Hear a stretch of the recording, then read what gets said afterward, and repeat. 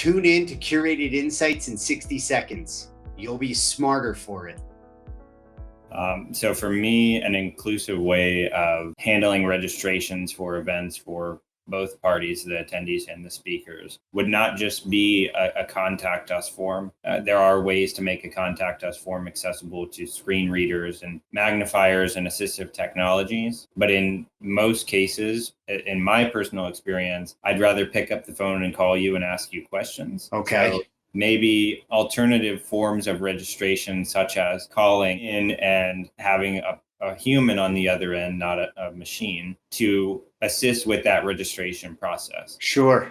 It would definitely be massive, and it's been in a lot of conversations recently, is what are alternative means for achieving interactions and purchases and signups outside of the standard checkout form or the contact form. And a lot of the times it comes back to being able to pick up the phone and call someone. Sure.